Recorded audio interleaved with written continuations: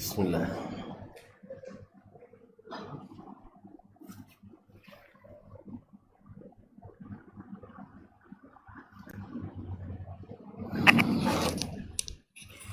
Assalamualaikum warahmatullahi wabarakatuh.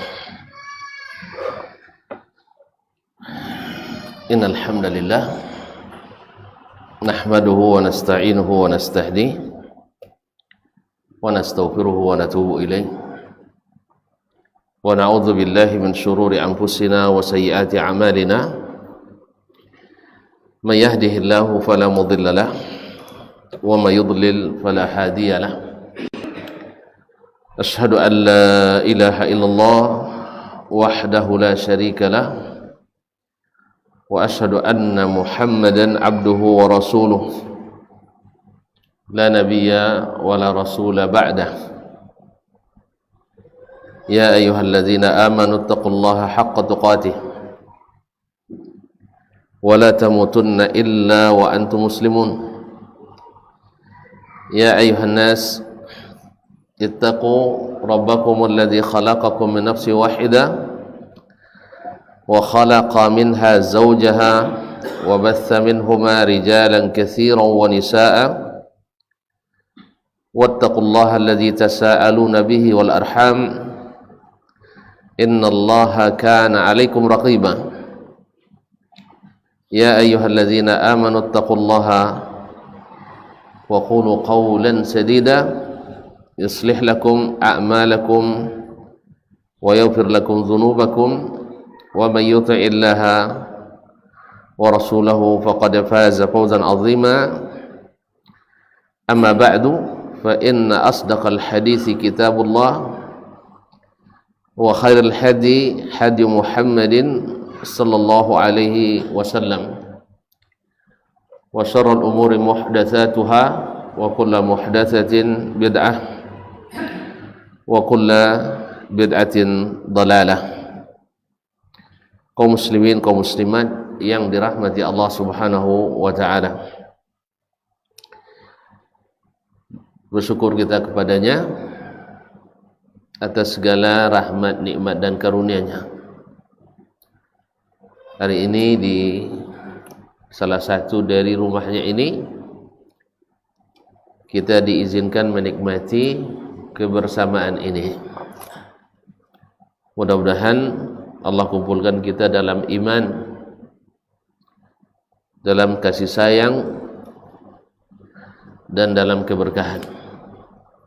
Semoga tak satu pun kita kecuali mendapatkan apa yang dijanjikan, yaitu berupa ditinggikannya derajat dan diampuninya dosa dan maksiat. Amin. Oleh itu mari kita bersyukur kepadanya atas nikmat ini. Mudah-mudahan selalu kita dapat menikmati sampai akhir hayat kita nanti. Kaum muslimin, kaum muslimat yang dirahmati Allah Subhanahu wa taala, selawat dan salam kepada baginda Nabi alaihi salatu wassalam. Kita harus sering-sering untuk berselawat dan salam kepadanya. Mudah-mudahan dengan demikian kita tertarik untuk selalu menghadirkan sunnah-sunnahnya dalam kehidupan kita, khususnya di masa-masa yang penuh dengan ketidakjelasan sekarang. Banyak orang-orang yang kita harap menjadi benteng iman dan Islam, tapi mempertontonkan hal-hal yang menjejaskan keimanan dan keislaman. Nasallallahu as-salamata wal afiyah. Disitulah pentingnya beragama seperti Nabi dan para sahabatnya. Hanya itu yang kokoh. Sebab agama menurut pemikiran dan perasaan ya pasti sesuai dengan kecenderungan pikiran dan perasaan. Dan perasaan serta pikiran selalu cenderung kepada kepentingan. Mudah-mudahan kita dijauhkan dari hal-hal yang demikian. Bapak dan Ibu kaum muslimin dan muslimat yang dirahmati Allah SWT, apa judul Ustaz Ridha? Akidah yang terjajah. Hah? Nah, akidah yang terjejaskan. Subhanallah. Kaum muslimin, apa ini maksud dengan al-aqidah? Al-aqidah dari kata aqada yaqidu, aqdan wa uqudan, maknanya adalah al-tawthiq. Al-tawthiq mengikat, war-rabtu bil quwwah, itu mengikat dengan kuat. Itu secara bahasa. Makanya akidah itu memang harus kokoh. Tidak bisa, kalau tidak kokoh berarti belum berakidah. Adapun menurut istilah al-aqidah adalah al-i'tiqad al-jazim, al-i'tiqad al-jazim bima amara Allah Subhanahu wa ta'ala wa rasuluhu sallallahu alaihi wasallam,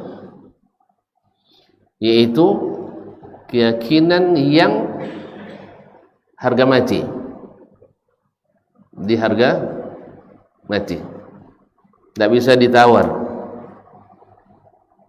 Apa makna harga mati?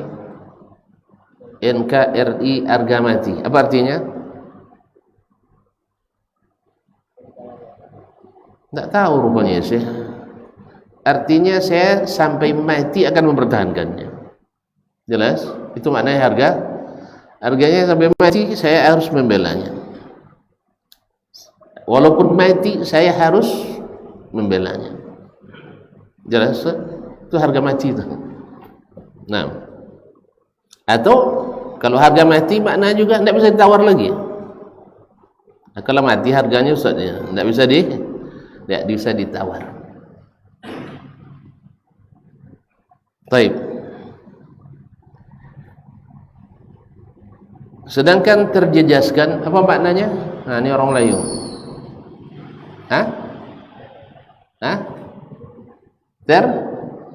Terlukai, terganggu, atau sesuatu yang berkesan tidak menyenangkan, atau hilang, atau binasa. Jadi terjejaskan. Jadi akidah yang harusnya kokoh, tetapi karena dibangun di atas bahan-bahan yang tidak asli, maka dia mudah untuk dirusak, dirusak. Oleh itu kaum muslimin dan muslimat dirahmati Allah SWT, ketika Heraklius bertanya kepada Abu Sufyan tentang orang-orang yang masuk Islam di awal-awal dakwah Nabi di mana? Awal dakwah Nabi di mana? Di Roma? Di Makkah? Jawablah kawan. Di Makkah. Dia bertanya, kan di masa sulh ada perdamaian antara Nabi dengan orang kafir Quraisy. Mereka mengambil kesempatan itu untuk pergi ke Syam berdagang lagi setelah Hudaybiyah. Ada perjanjian Hudaybiyah. Afwan, bukan Hudaybiyah. Saya jadi lupa jadinya. Ya, perjanjian Hudaybiyah. Jadi ketika Heraklius bertanya tentang Nabi sallallahu alaihi wasallam atau orang-orang yang beriman kepadanya, hal yartaddu ahadun ba'da islamihi? Ada enggak yang murtad setelah dia masuk Islam? Apa jawabannya? Apa jawabannya? Enggak ada jawaban. Antum yang enggak ada jawaban. Hah? Jawaban Abu Sufyan, la, enggak ada yang murtad. Enggak ada yang murtad. Kata Heraklius, kadzalikal iman idza massa basyashatal qalb. Demikianlah iman kalau sudah masuk ke dalam sanubari. Kaum muslimin dan muslimat dirahmati Allah SWT. Kenapa mereka tidak mau bergeser, tidak mau murtad, tidak mau menjejaskan akidahnya? Kenapa? Dia masyayikh. Kenapa? Karena kokoh. Karena kokoh. Kenapa kokoh bangunan akidahnya? Kan saya bilang di mukaddimah tadi. Karena dibangun dengan bahan asli. Apa bahan aslinya agama kita ini? Subhanallah. Rupanya tidak tahu selama ini rupanya. Bahan asli agama ini dibangun di atas wahyu, Al-Quran dan Sunnah. Nah, kita lihat hari ini, setiap orang yang kembali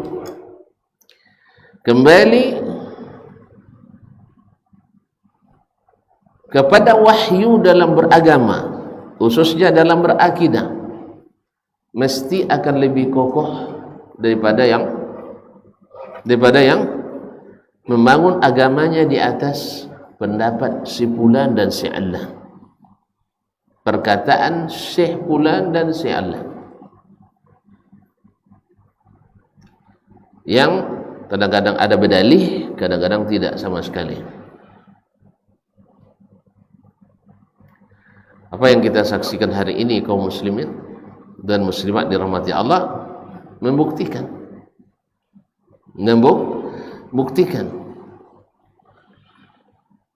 Karena kalau seandainya kaum muslimin dan muslimat yang dirahmati Allah Subhanahu wa taala, orang membangun agamanya di atas wahyu, dia akan bertanya pada Al-Qur'anul Karim. Datang orang-orang kafir Quraisy kepada Nabi alaihi salatu wassalam, membawa konsep toleransi yang menurut mereka paripurna. Menurut siapa? Menurut kafir Quraisy. Apa konsepnya? Ya Muhammad, kita ini kan sama-sama punya agama, sama-sama umat beragama. Kami juga punya agama. Kamu sekarang membawa agama pula. Nah, daripada kita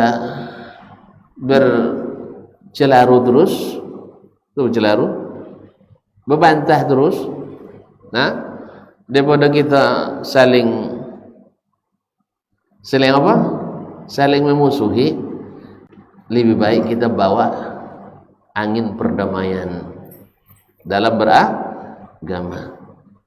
Karena setiap insan mesti menginginkan kedamaian. Nah, setiap insan beragama mendambakan kedamaian. Nah, gimana caranya? Dari pikiran mereka yang cerdas. Bagaimana kalau seandainya kita sama-sama meyakini kebenaran agama kita ini?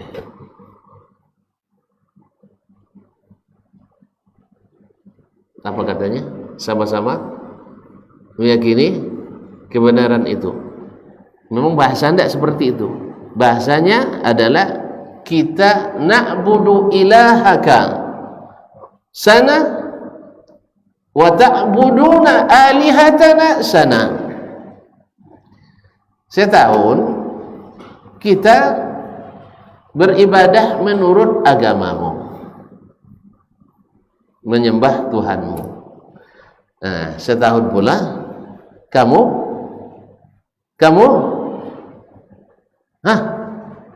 beribadah menyembah Tuhan-Tuhan kami. Bagus enggak tawarannya? Boy, baguslah, kan diterima oleh para tokoh itu, tokoh-tokoh nasional dan internasional. Sah? Kita beragama ini harus ikut hati nurani. Berarti kalau apa namanya, yang tidak sepaham tidak punya hati. Kalau tak paham berarti tidak punya hati nurani. Harus humanity, harus berkemanusiaan. Kalau seandainya tidak ikut agama orang, tidak berkemanusiaan. Ini hukum-hukum zalim seperti ini dari mana? Katanya pemahamannya liberal, tetapi pemaksaan. Saya tidak melihat orang yang lebih memaksakan pendapatnya di bidang keilmuan, di akademis, seperti orang liberal. Kadang-kadang buat pernyataan, statement yang keliru, tapi jangan didebat, nanti dapat nilai C. Saya katanya liberal. Ada seorang tokoh besar di Timur Tengah diwawancari di televisi nasionalnya bahwa kita di tempat ini menganut paham pluralitas beragama. Seluruh pendapat boleh eksis di sini selama masih dalam koridor Islam. Semua pendapat boleh berkembang bebas di sini. Dia tidak ada boleh menyalahkan. Tidak boleh menyalah-nyalahkan. Mantap, mumtaz. Walaupun mustahil. Dengarkan 13 detik setelahnya. Dengarkan 13 detik setelahnya. Itu 13 detik saya. Lama. 1, 2, 3, 4, 5, 6, 7, 8, 9, 10, 11, 12, 13. Tuan Guru, berarti Wahabi boleh enggak di sini? Oh, enggak boleh. Oh, ternyata yang boleh adalah yang sepaham dengannya. Yang tak sepaham enggak boleh. Di mana liberalisme Anda? Di mana pluralisme Anda? Makanya orang yang mengatakan liberalisme beragama, pluralisme beragama, omong kosong, tidak bisa dipercaya. Orang yang mengatakan dalam beragama tidak boleh saling menyalahkan, omong kosong. Tidak ada orang yang tak menyalahkan orang lain. Sahih? Cari dunia ini orang yang tidak menyalahkan orang dalam beragama, tidak ada. Ini sebentar lagi kalau ada yang dekat ceramah saya ini pasti disalahkan nanti. Sahih? Nah, pasti disalahkan.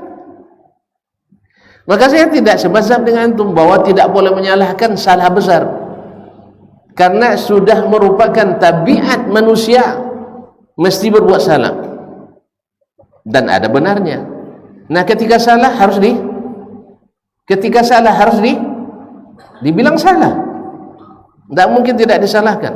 Tidak ada di dunia ini orang yang tidak menyalahkan. Carilah. Hah? Boleh cari.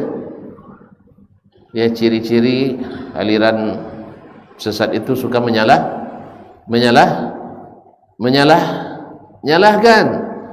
Nah, sebentar dia tanya sama dia, Ustaz, itu bagaimana Ustaz? Ah, itu salah itu. Itu aliran sesat.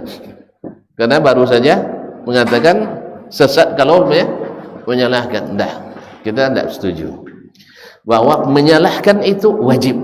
Sebab Allah katakan wala talbisul Wala talbisul haqqa bil batil. Jangan campur adukkan antara hak dengan batil. Coba kalau antum tidak menyalahkan yang salah, bercampur hak dengan tonton tidak semangat nampaknya. Udah kita tutup aja ya. Tidak boleh mencampurkan hak dengan batil. Kalau tidak disalahkan yang salah, akan bercampur antara hak dengan yang batil. Makanya Nabi alaihissalam tak pernah mengajarkan tak boleh seorang menyalahkan, tidak ada. Tapi beliau menyalahkan yang salah, membenarkan yang benar, tetapi dengan cara yang benar, dengan cara yang benar. Itu betul. Nah, kaum muslimin dan muslimat, ketika tawaran tadi datang kepada Nabi alaihissalam yang masya Allah sangat pikiran, dari sisi pemikirannya sangat mentereng dan cerdas, supaya kita hidup damai berdampingan dalam bingkai toleransi beragama, yaitu saling mengikuti, saling mengakui, saling mencampur adukannya. Apa? Jadi mengikuti ritualitas agama lain itu bukan ide orang-orang modern, tapi ide orang jahiliyah. Ide orang jahiliyah di zaman Nabi alaihissalam itu sudah ada, bukan ide orang-orang sekarang. Dan memang juga ide itu juga datang dari orang jahiliyah barat yang diadopsi oleh jahiliyah timur. Nah, jadi kaum muslimin dan muslimat dirahmati Allah Subhanahu wa taala, apa jawaban Nabi alaihissalatu wassalam? Karena perkara ini perkara besar, menyangkut hubungan dua keyakinan yang bertentangan. Maka yang menjawabnya langsung Allah Rabbul Alamin dengan menurunkan surat Al-Kafirun. Qul ya ayyuhal kafirun, katakanlah hai orang-orang kafir. Ini bagi yang mengatakan tidak boleh sebut orang kafir tersinggung dia nanti, katanya. Orang kafir itu tidak pernah dia tersinggung bilang kafir, mereka sendiri yang bilang kafarna bima ursiltum bih, kami kafir kepada apa yang kalian diutus menyampaikannya. Ini kita pula yang orang Islam katanya kerasak kerusuk membela orang subhanallah. Tentu tidak mau ditanya-tanya ya. Nah, kalau gitu saya ngomong sendiri aja lah, tidak usah nanya-nanya lagi nam. Ya, kaum muslimin dan muslimat, dah saya tidak nanya lagi, bosan. Nah, ya, bahwa Nabi alaihissalatu wassalam disuruh surah Allah mengatakan, hai orang-orang kafir, la a'budu ma ta'budun, saya tak mungkin menyembah yang kalian sembah. Kenapa tidak mungkin? Karena kalau saya sembah yang kalian sembah, otomatis saya mengakui kemusyrikan. Mengakui kebenaran musyrik sama dengan musyrik. Mengakui kebenaran kufur sama dengan kafir. Mengakui kebenaran nifaq sama dengan munafik. Tidak mungkin. Dan sebaliknya, wala antum abiruna ma'abud, dan kalian juga tak akan pernah menyembah Tuhan yang bersembah. Apa sebab? Kalian ahli syirik. Tidak mungkin kalian jadi muwahhid. Makanya kaum muslimin dan muslimat yang dirahmati Allah SWT, ketika orang mengatakan, mengucapkan selamat Merry Christmas, selamat Natal misalnya, kan punya ucapan, hanya ucapan. Tapi kalau gitu suruh mereka ucapkan asyhadu an la ilaha illallah wa asyhadu anna muhammadar rasulullah, hanya sekedar ucapan. Berani tak? Baik, kaum muslimin dan muslimat dirahmati Allah SWT.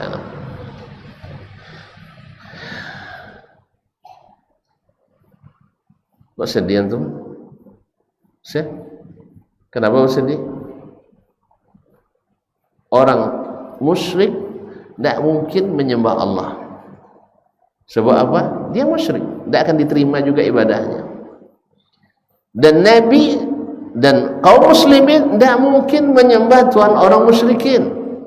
Jangankan menyembah, mengakui kebenaran agama musyrik, syirik.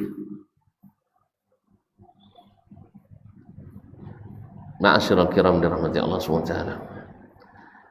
Akhirnya di ujung ayat atau di ujung surat Allah tetapkan lakum dinukum waliyadin. Apa makna lakum dinukum waliyadin? Agama kalian urus sama kalian, agama saya yang urus. Oleh sebab itu jangan halangi dakwah saya. Begitu? Tapi apakah mereka siap untuk tidak menghalangi dakwah Nabi? Siap mereka? Tidak. Justru mereka yang paling ganas menentang. Ya, padahal mereka yang bilang Nabi itu keras dakwanya.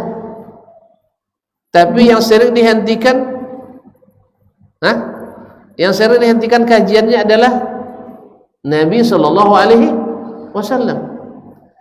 Jadi yang keras selalu jadi korban, yang lembut selalu jadi, yang keras selalu jadi korban, yang lembut selalu jadi bersikap kasar, yang lembut kasar, yang kasar lembut. Allah musta'an. Jadi kaum muslimin dan muslimat dirahmati Allah SWT. Jadi akidah adalah sesuatu yang tidak menerima tawar menawar. Oleh itu kaum muslimin dan muslimat dirahmati Allah, Allah jadikanlah tali pengikat iman yang paling kuat adalah al-hubbu fillah wal bughdhu fillah, yaitu cinta karena Allah dan benci karena Allah. Oleh sebab itu Allah sebutkan orang yang beriman kepadanya tidak mungkin mencintai orang yang menentangnya.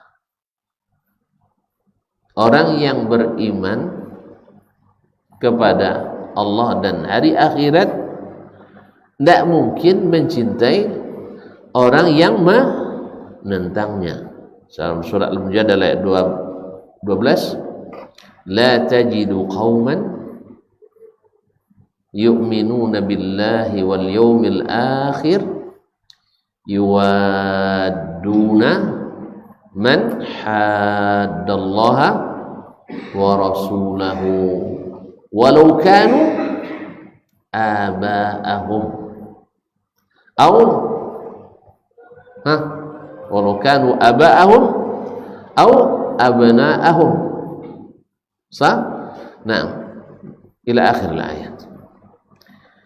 Tidak akan kau dapatkan, hai Muhammad, orang yang mencintai, orang beriman pada Allah dan hari akhir mencintai orang yang memerangi Allah dan Rasulnya. Siapa orang yang memerangi Allah dan Rasulnya? Siapa orang yang memerangi? Saya lupa tadi, tidak nanya lagi.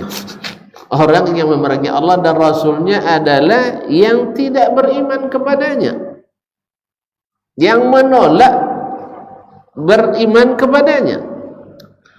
Siapa? Ya orang-orang yang kafir kepadanya. Di antaranya adalah al-Yahud wan Nasara. Al-Yahud wan Nasara. Dari mana tuan tahu? Di ayat lain. Nah, sekalipun mereka ayah mereka sendiri, Orang beriman tidak mungkin mencintai orang tuanya yang kafir. Bawa syarun, tapi tidak dilarang kita berbuat baik kepadanya. Tidak dilarang berbuat baik kepadanya. Nah, gimana itu? Tapi tidak boleh mencintai. Sekarang tidak boleh buat baik kepadanya. Tidak paham juga. Sekarang ada anak gadis lewat, jatuh naik motor. Boleh dibantu? Langsung antum cintai? Langsung cinta lokasi antum. Sah? Ini membuat baik kepadanya tanpa mencintai. Paham? Paham tak? Kita punya tetangga non muslim, boleh? Boleh kan? Baik. Lalu kita sembelih korban, kita antarkan bagiannya, boleh? Boleh kan? Langsung antum, ini tanda cinta saya, gitu. Marah suaminya nanti. Jadi berbuat baik tidak selamanya mencintai. Makanya kaum muslimin nanti ada mualat, wala kepada orang non muslim itu nanti terbagi kepada 4. Ada yang menyebabkan kita keluar dari Islam, ada yang tidak. Ya, ada yang tidak. Dia kaum muslimin dan muslimat dirahmati Allah SWT. Dah paham maknanya? Dah paham maknanya? Berbuat baik tanpa mencintai. Saya tengok orang-orang yang di penjara kan dikasih makan terus sama sipir penjara, tapi mereka mencintai orang tu. Kena locuk terus adunya. Ya. Jadi berbuat kebaikan. Sama di dalam Islam, kalau ada tawanan non muslim, kita harus berikan dia makan seperti yang kita makan. Kalau dia tidak ada pakaian, kita siapkan pakaian yang layak, dan tidak boleh disiksa. Jelas? Tapi apakah dengan itu kita mencintainya? Tidak. Karena apa? Cinta itu perkara hati. Oleh sebab itu, ulama, Allah sendiri membedakan antara cinta dengan yaitu sifatnya wala batin, dengan memberi kebaikan yang namanya wala zahir. Dibedakan, akan dibedakan. Kaum muslimin dan muslimat dirahmati Allah SWT. Oleh sebab itu, ma'asyiral kiram, tuan-tuan, bagaimana kalau mengetahui si fulan orang yang suka menipu? Kira-kira cinta atau benci?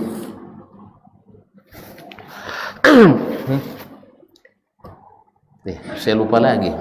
Saya tanya lagi, rupanya tidak boleh tanya. Baik, tidak boleh tanya. Payah juga saya kajian. Saya biasanya ngajak tuan-tuan aktif, tapi tidak boleh. Nah, ilah apa perluan? Saya sendiri yang jawab.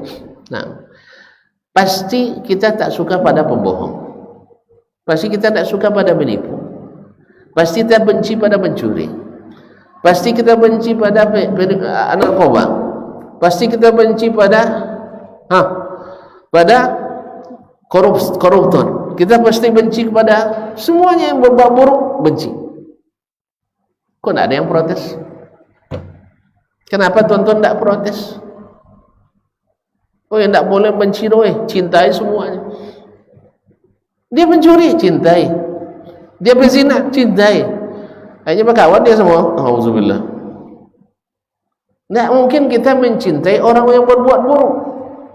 Baik.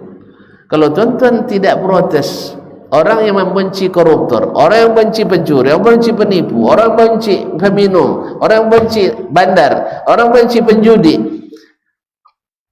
kenapa tuan-tuan protes kalau kita benci pada orang yang tidak beriman?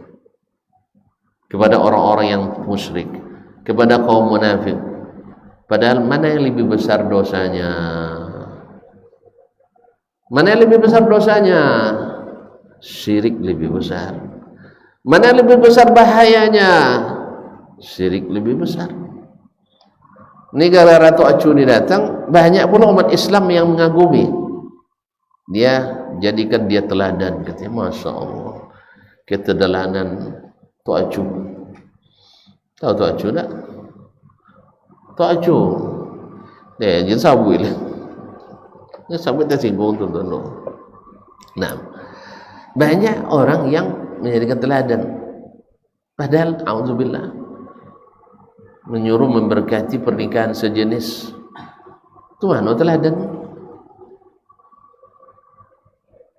Teladan apa? Orang yang mengatakan Allah punya anak diteladani. Orang yang mengatakan Allah beristri diteladani.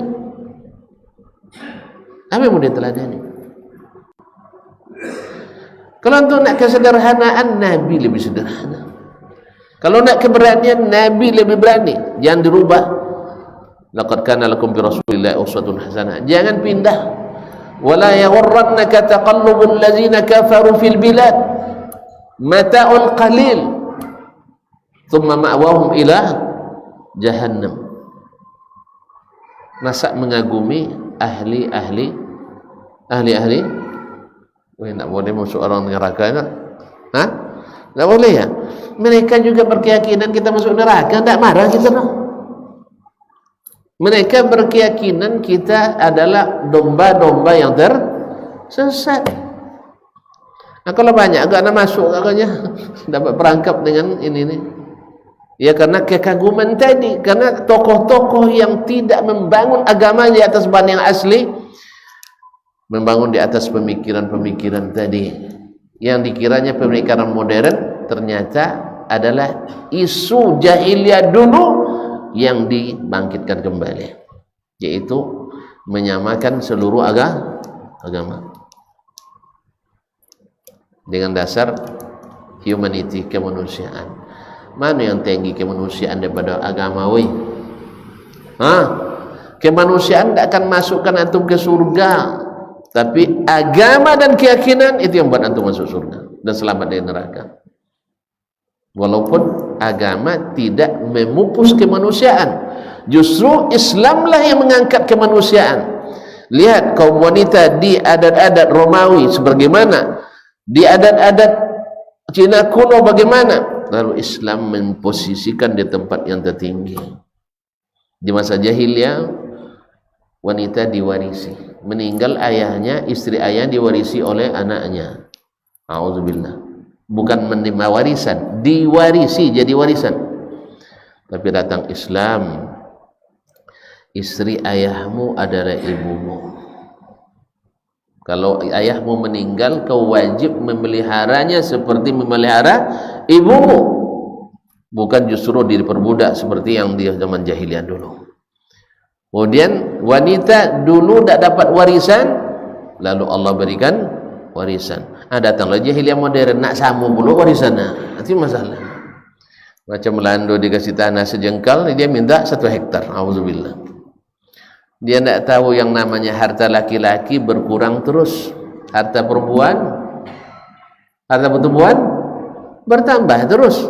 Oh enggak Ustaz, Abi kan jadi lakinya, kalian yang salah. Ya, kita yang salah, bukan Islam yang salah. Kita yang salah menerapkan aturan. Islam tak pernah memaksa, bahkan tidak mewajibkan wanita untuk bayar nafkah. Bahkan tak boleh suami mengambil haram-haram kecuali dengan izinnya. Makanya pantaslah wanita setengah dapat. Ya Ustaz ya. Baru beberapa tahun, beberapa bulan ayah meninggal, habis dia lebih yang adik-adik perempuan tambah banyak, habis tidak ada berkurang. Sah? Allah itu kaum muslimin dan muslimat dirahmati Allah. Tidak ada yang lebih hebat daripada aturan agama Islam ini. Jadi jangan alasan kemanusiaan dijadikan alasan untuk menyamakan seluruh agama. Allah tidak menjadikan itu alasan. Qul atu'allimunallaha bidinikum Katakan, apa kalian hendak mengajar Allah tentang agama ini? Allah sudah turunkan bahwasanya lakum dinukum waliyadin. Ini kadang-kadang kata pepatah kampung kita, angin bulu goli bodoh, angin tak ada bodoh goli. Orang ini tidak paham itu. Jadi orang-orang non muslim tidak begitu getol membuat penyambutan, yang muslim pula yang gatal membuat penyambutan acara. Nasallallahu alaihi wasallam. Jadi menjadikannya ini adalah menjejaskan akidah kita, keyakinan kita. Sekedar mencintai saja dilarang, apalagi menyertai. Mencintai saja dilarang, apalagi menyertai. Nasallallahu alaihi wasallam. Oleh itu kaum muslimin dan muslimat dirahmati, benarlah apa yang selalu saya ulang-ulang, orang cerdas belum tentu berilmu, tapi orang berilmu mesti cerdas. Dan orang cerdas kalau tidak berilmu selalu menjadi hal-hal yang membawa hal-hal yang menyesatkan disengaja atau tidak. Makanya aliran-aliran sesat di seluruh dunia dari dulu sampai hari ini rata-rata pencetusnya orang-orang cerdas yang tidak berilmu. Nah, cukup? Cukup? Oh, saya mau azan? Baik, silakan.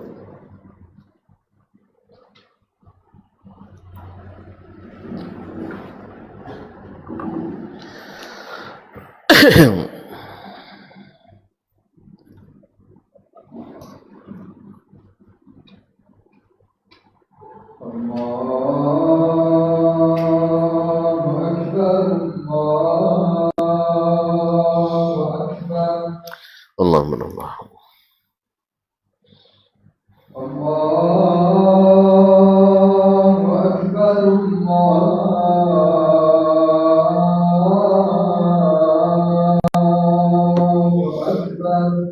Allahumma Allah. Asyhadu an la ilaha illallah.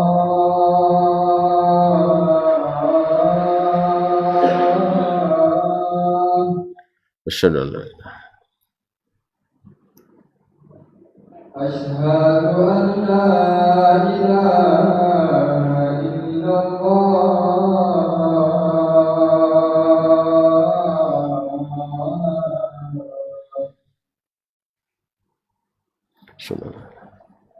Asyhadu anna Muhammadar Rasulullah.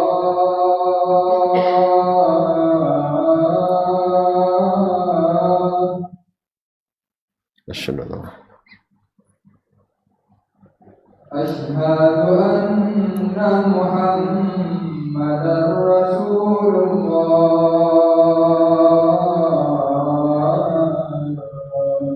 Asyhadu anna hayya 'alas salah.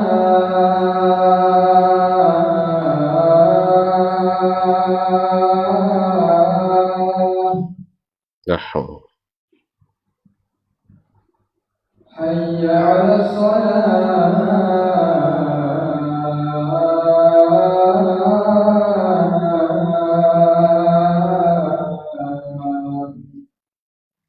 La haula wala quwwata. Hayya 'alal falah.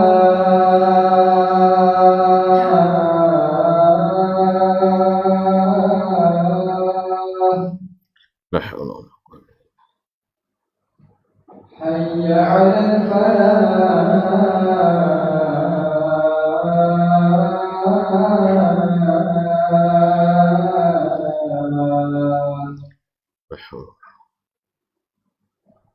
Allahu akbar, Allahu akbar. Allah. La ilaha illallah.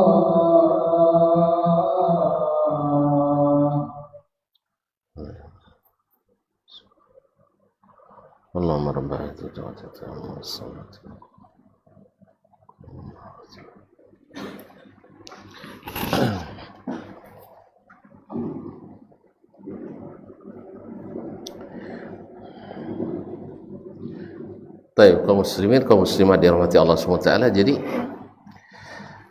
al-aqidah atau iman yang kita miliki ini ada sesuatu yang paling berharga, yang tak boleh dihijajaskan oleh kita. Makanya ada syarat atau rukun yang tidak boleh sampai hilang dari akidah ini, yaitu yang disebut dengan al-wala wal bara. Orang menyangka bahwa pelajari al-wala dan bara akan membuat kita sebagai orang yang radikal. Kalau antum belajar dengan cara yang salah, iya. Karena belajar yang salah itu adalah melahirkan hasil yang salah juga. Berarti kaum khawarij yang tidak membedakan antara hukum terhadap perbuatan dengan hukum orang yang berbuat. Orang khawarij, bila ada orang berbuat kesyirikan langsung musyrik, halal darah. Ada orang buat perbuatan kafir langsung kafir, langsung halal darah. Itu khawarij. Sedangkan ahlus sunnah tidak menghukum sebuah amalan kekufuran belum menjadikan harus dipisahkan dengan menghukum orang yang melakukannya sebagai orang kafir. Misalnya sekarang orang mengikuti, misalnya melakukan perbuatan kufur atau mengucapkan ucapan kafir, bukan dia katakan saya kafir, bukan, ucapan itu adalah ucapan kekufuran. Seperti tadi, semua agama sama, ini kufur. Kenapa kufur? Nak tahu juga. Tadi lupa saya, tak boleh tanya rupanya.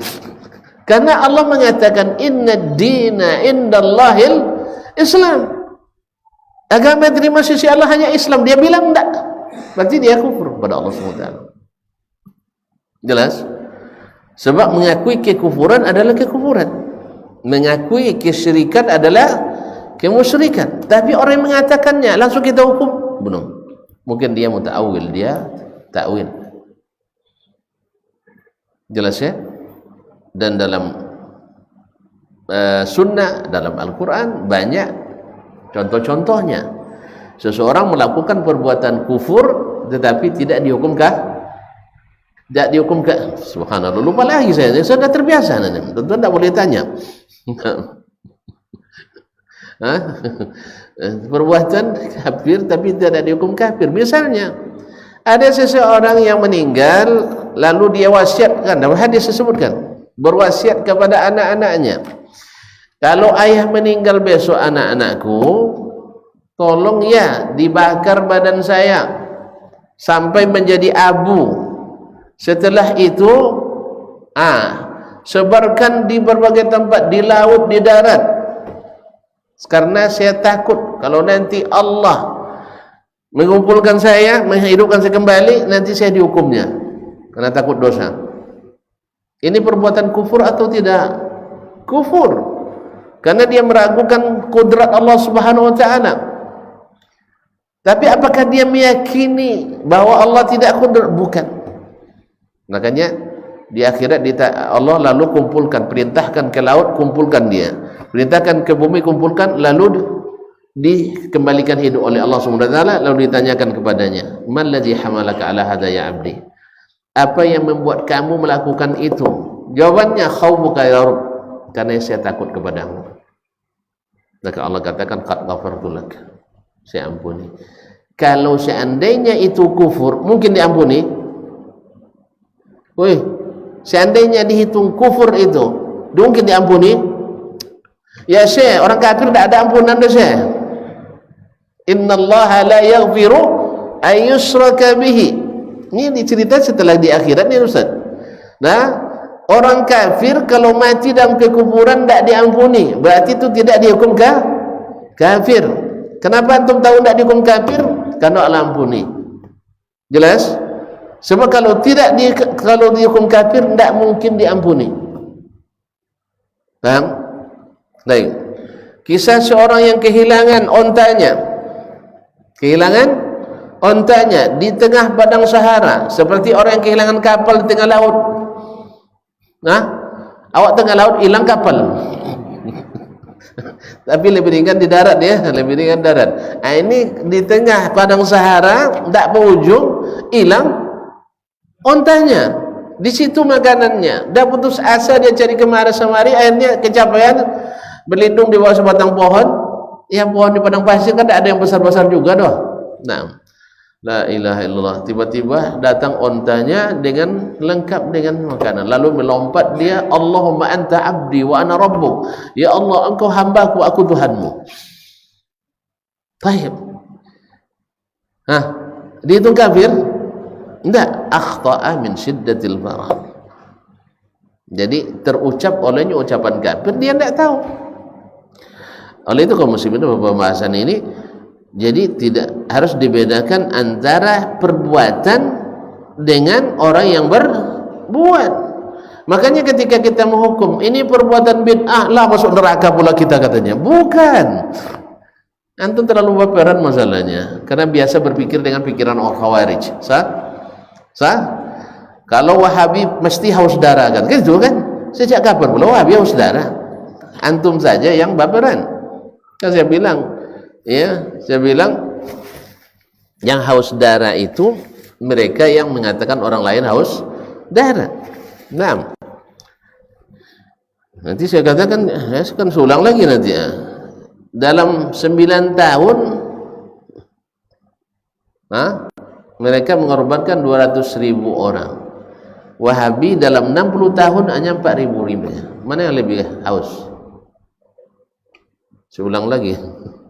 Tapi jangan salah paham, saya tidak sedang memprovokasi. Ya, supaya hanya sekedar mengimbangi informasi dan menghalangi provokasi. Karena orang itu provokasi. Hati-hati kalau Wahabi berkuasa. Kan itu kan? Tuh, Arab Saudi berkuasa, ada berapa orang jemaah haji yang korban?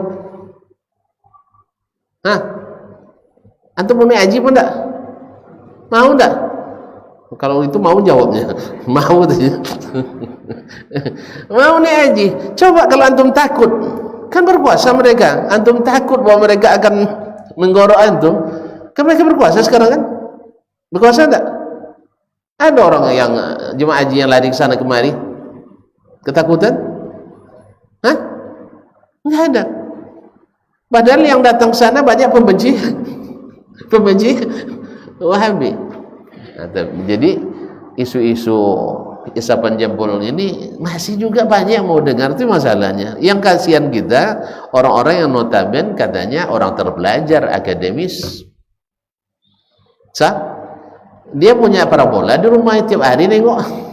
Tapi tidak nengok barangkali ya. Jangan nengok bola terus. Karena namanya parabola aja, di bola aja tengoknya. Tidak ada siaran makanan Madinah. Tapi sekali-kali pasti dia tengok lah. Orang nyaman, aman, tentram, sejuk, segar, Nah, tak ada orang yang pergi ke sana sejak puluhan tahun belakang, sejak Saudi berpuasa itu, kecuali nak mengulang balik lagi. Apalagi kalau bisa lo udah gratis pula kan, gratis dari panggilan kan. Tolong carikan ya untuk saya yang gratis ya. Nah, jadi kaum muslimin dan muslimat dirahmati Allah. La ilaha illallah. Jadi dalam 60 tahun atau 40 tahun 60 peperangan hanya 4.500, sedangkan yang imam yang Asy'ari ini ya hanya waktu 9 tahun 7 peperangan menewaskan 200.000 orang. Mana yang ganas tuh? Ulang balik. Yang dalam tempo 9 tahun dalam 7 peperangan menewaskan 200.000 orang. dengan Wahabi yang dalam tempo 40 tahun 60 peperangan menewaskan 4.500 orang dari kedua belah pihak, dari pihak lawan dan pihak ini. Mana yang haus darah sebenarnya? Pak, tidak boleh ditanya rupanya. Saya hanya sekedar untuk clearkan informasi. Jangan terpancing enggak. Cuman janganlah lagi pakai isu-isu kekanak-kanakan seperti itu. Awak sudah jadi dai terkenal, sudah jadi viral, ya, jadi ulama besar, tapi masih juga pakai isu-isu Aladin kayak gitu. Isu Aladin tahu?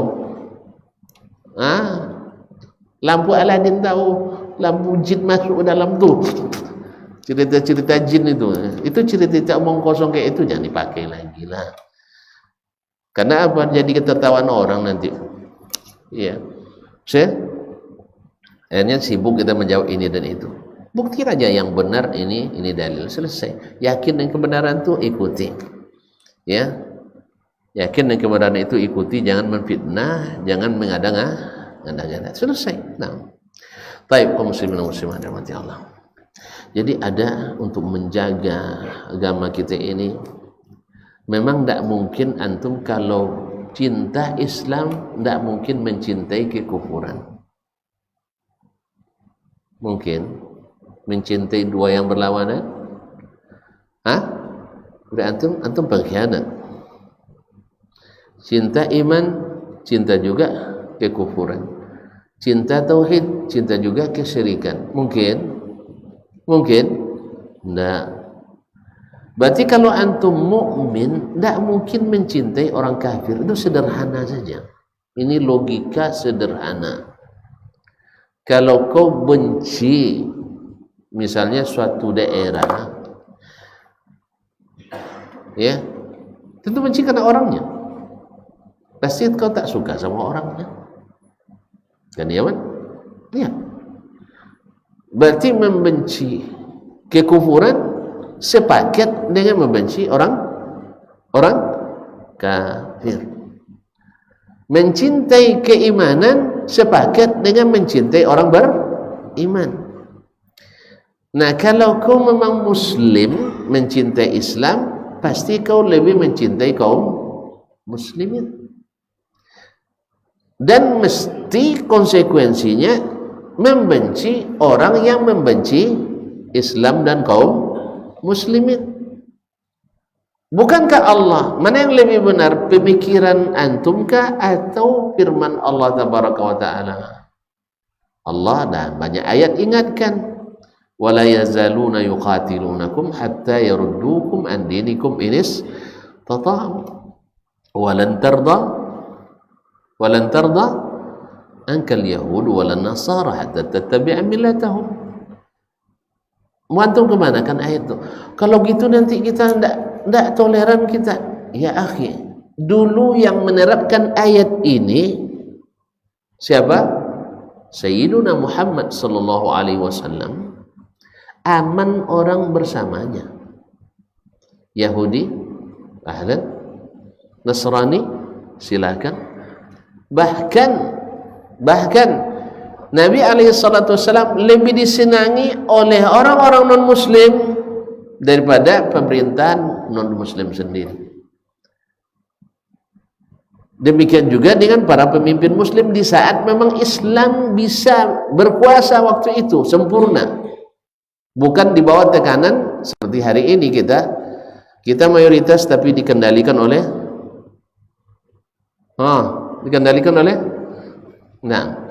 kaum muslimin dan muslimat dirahmati Allah. Apa sebab? Kita cari izzah kepada manusia, cari izzah kepada orang yang direndahkan Allah. Tentu kita lebih rendah lagi.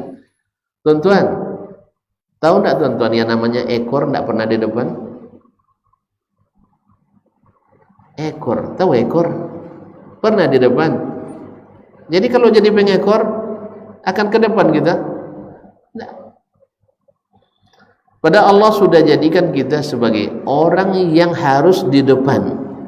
Wa kadzalika ja'alnakum Wa kadzalika ja'alnakum ummatan wasata, umat yang moderat. Tapi konsepnya konsep Islam, bukan Barat. Moderasi Barat adalah menyamakan seluruh agama. Tidak. Ya, moderasi Islam adalah berbuat adil, berbuat baik kepada kemanusiaan. Tapi berbuat baik bukan berarti mencintai kekufuran. Naam, mereka perlu bantuan, kita bantu. Mereka ingin berdagang dengan kita, kita siap. Hubungan diplomatik, silahkan, berdamai kita. Tetapi mengikuti dan membela agama mereka, itu dilarang. Karena tidak mungkin mukmin mencintai kekufuran dan mencintai orang kafir. Allah yang katakan, Nabi yang sebutkan. Tidak percaya sama Allah Ta'ala, kalian takkan temukan orang yang beriman pada Allah dan hari akhirat mencintai orang-orang yang menentang Allah. Dan siapa? Allah yang sebutkan, la tattakhidul yahuda wan nasara awliya'a ba'dhum awliya'u ba'dhin wa man yatawallahum minkum fa innahu minhum. Hai orang-orang beriman, jangan kau jadikan Yahudi dan Nasrani untuk tempat memberikan loyalitas kalian. Yaitu loyalitas, maknanya mencintai, mendekati, menolong, dan seterusnya. Itu mencintai.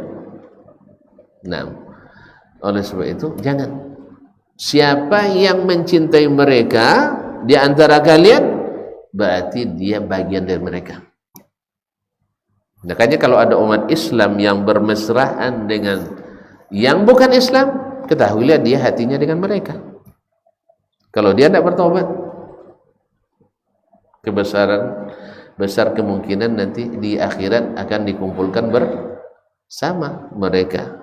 Apa sebab Nabi katakan al-mar'u ma'aman ahab, seseorang itu dikumpulkan bersama orang yang dia cintai. Dan nampak katanya kasat mata sekali Ustaz, kaum muslimin dan muslimat, bila antum mencintai orang kafir mesti rusak cinta kepada orang beriman. Sah? Makanya di saat yang bersama sibuk menyambut orang kafir, demo besar-besaran menentang pembangunan masjid. Sah? Tahib. Ini orang disuruh bikin acara di masjid kita. Di satu pihak masjid yang nak dibangun oleh umat Islam ditentang ramai-ramai. Salah suhan. Berarti cinta yang ternoda.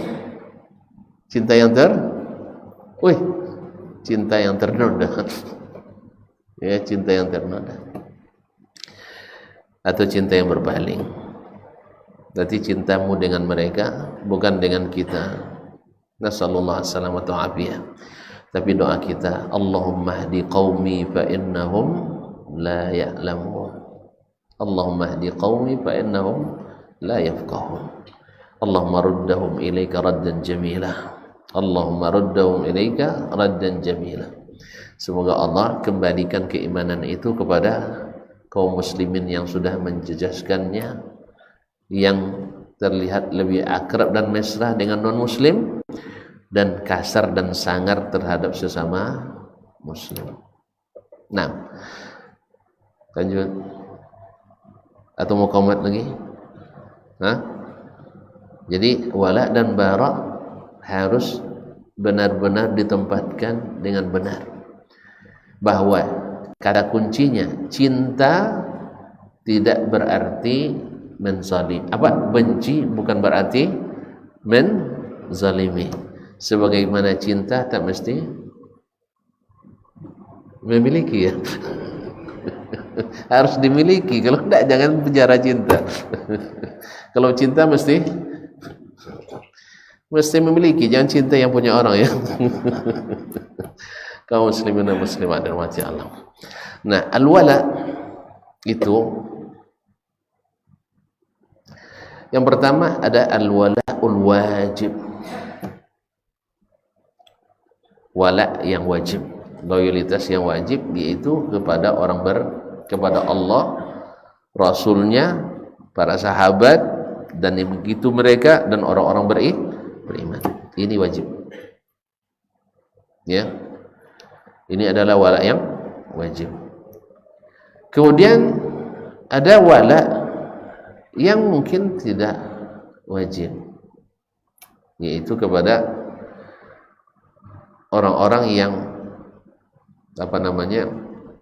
atau istilahnya yang tadi wala mutlak, secara mutlak, dan ada yang sifatnya walanya tidak mutlak tapi mutlaqul wala, yaitu sesuai dengan kadarnya. Apa misalnya?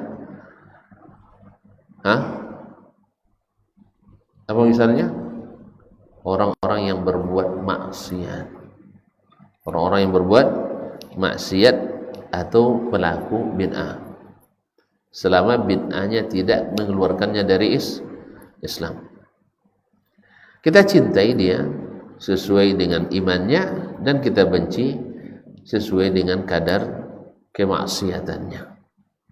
Nah, adapun muwalatul orang kafir, maka tingkat pertama adalah muwalatul kufriyah, yaitu wala yang menyebabkan kita kufur kepada Allah Subhanahu wa taala.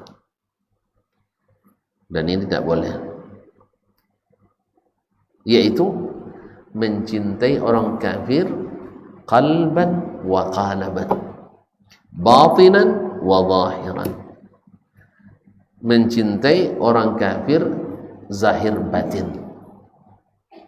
Di hatinya dah penuh cinta kepada orang kafir, di batin, di zahirnya dia dengan barisan mereka untuk menghidupkan agama mereka, dan tidak jarang pula memerangi kaum muslimin. Ini namanya wala, walaupun dia masih menamakan dirinya muslim, tapi dia sudah hilang dari Islam. Yang kedua adalah muwalat al-kuffar al-muharramah, yang diharamkan tetapi tidak menyebabkan kekufuran. Apa misalnya? Dalam hatinya masih mencintai Islam,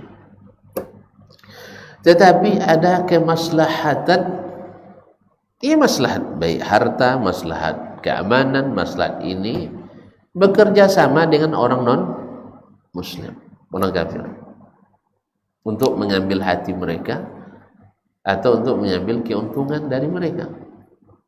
Hatinya dengan orang Islam, dan ini adalah dosa besar, wajib ditinggalkan dan wajib bertobat daripadanya, tetapi tidak keluar dari Islam. Jadi tidak semua kerjasama dengan orang kafir itu tidak boleh. Tidak semua kerjasama dengan orang kafir dihitung sebagai wala, tidak. Ya, tidak dihitung langsung kafir kita. Tidak seperti Khawarij juga, asal bekerja sama militer dengan orang kafir, kafir. Bekerja sama ekonomi orang kafir, kafir. Tidak. Ini keliru. Ma'asyiral kiram dirahmati Allah Subhanahu wa taala. Itu yang dan ini terjadi di zaman Nabi. Dalilnya ada, yaitu ketika kisah Hatib ibn Abi Balta'ah. Hatib bin Abi Balta'ah, ketika Nabi punya rencana untuk menyerang Mekah, mengembalikan ke Islam, Hatib kirim surat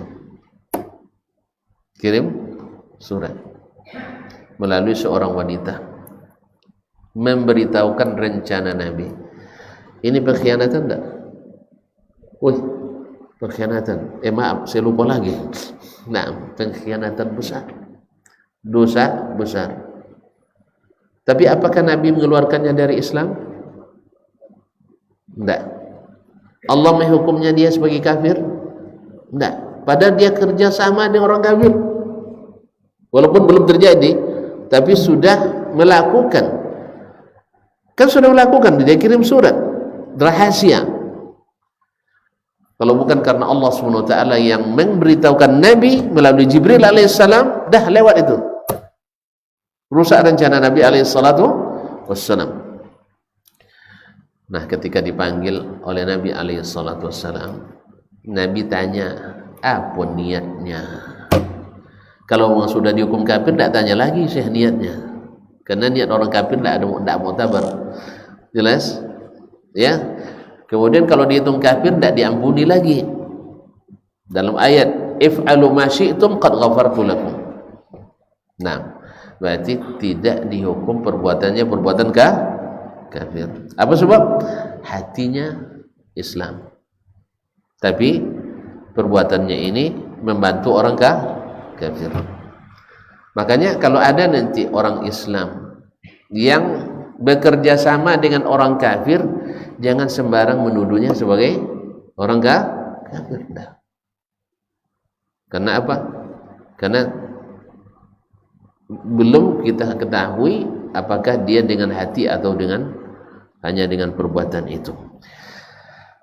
Jelas? Yang keberapa nih? Yang kedua. Itu mualat al-muharramah. Yang pertama kufur, yang kedua muharram, yang ketiga al-mubah, dibolehkan, jaizah, yaitu orang yang karena terpaksa.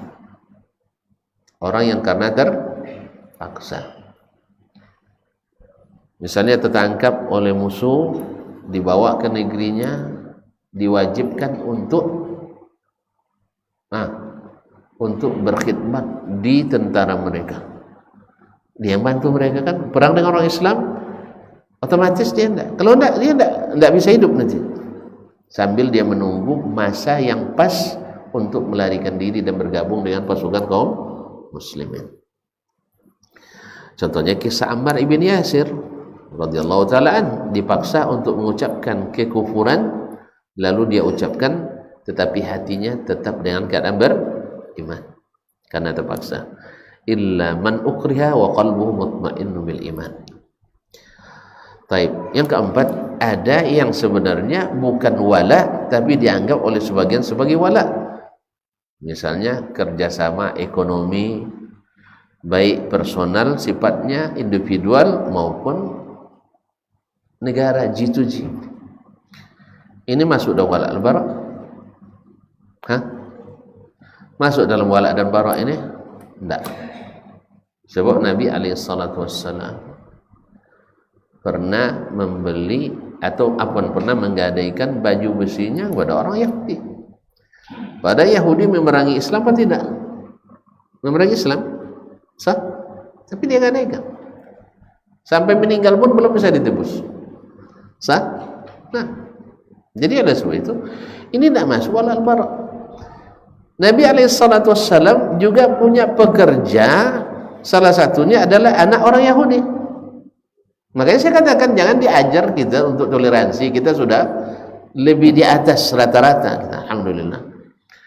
Iya, umat Islam. Makanya belajarlah Islam yang benar, jangan belajar Islam pada orang kafir.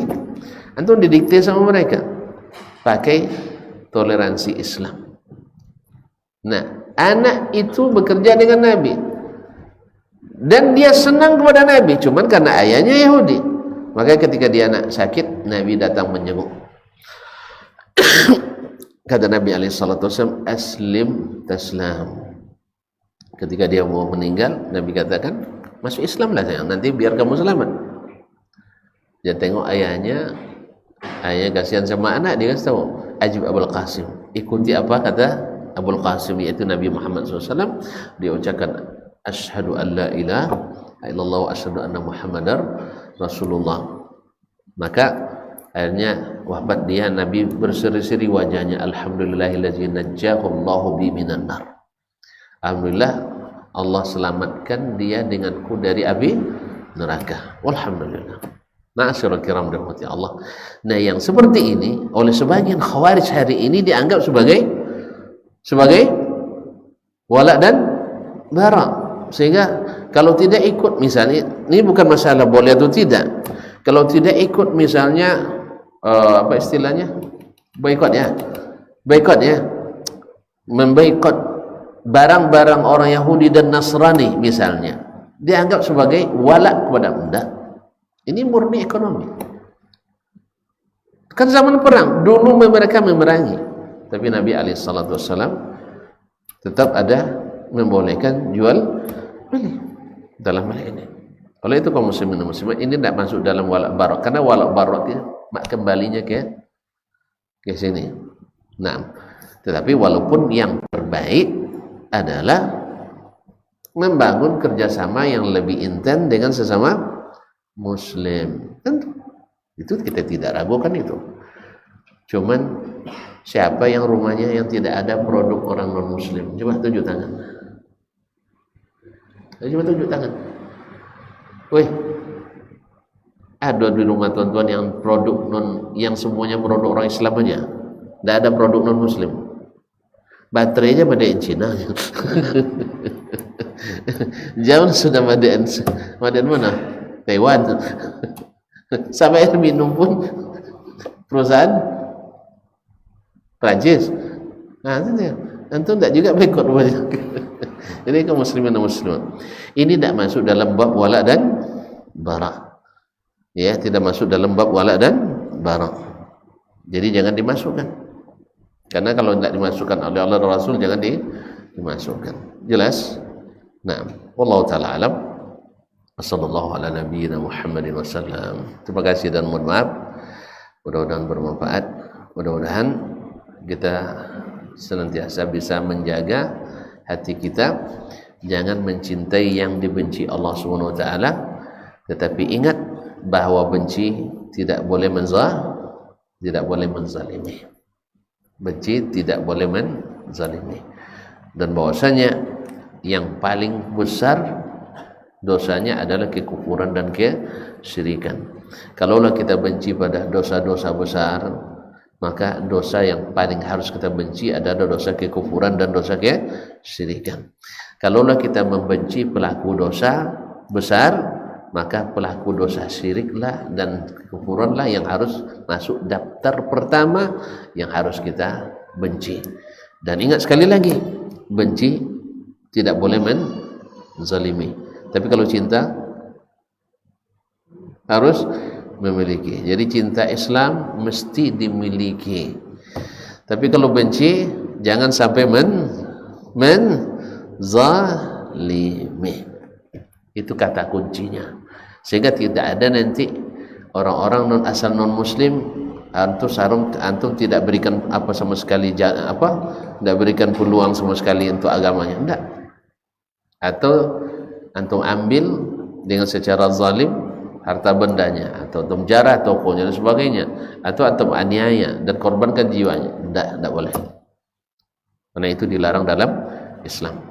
Ya, seperti yang sudah kita jelaskan dalam kajian-kajian sebelum ini, bahwa sesungguhnya orang-orang kafir itu dibagi dalam Islam menjadi 4. 3 tak boleh diganggu, 1 saja yang terpaksa juga. Orang yang sedang berperang masa tidak bunuh? Kalau tidak dibunuh berarti di dalam peperangan kan harus antara membunuh atau dibunuh. Nah, seorang berperang, saya tidak mau bunuh, saya ingin damai saja, tidak ada cerita saja. Nah, dalam peperangan jelas. Nah, sedangkan di luar itu tidak. Wabillahi taufiq wal hidayah. Wa subhanakallah bihamdik asyhadu an la ilaha illa anta astaghfiruka wa atubu ilaik. Wassalamualaikum warahmatullahi wabarakatuh. Barometer amal kita saleh tak salehnya di salat kita. Bila salat kita ikhlas dan sesuai dengan sunnah Nabi SAW, maka insyaAllah amalan yang lain mengikut. Ini aktivitas ini membantu saya di akhirat atau akan menyulitkan saya di akhirat? Kalau seandainya perbuatan itu ternyata akan menyulitkan kita di akhirat kelak, tinggalkan perbuatan itu. Anta ni'mal jund. Kamu adalah sebaik-baik prajurit. Coba lihat. Kamu adalah sebaik-baik prajurit. maka tujuannya adalah menghancurkan kehidupan rumah tangga.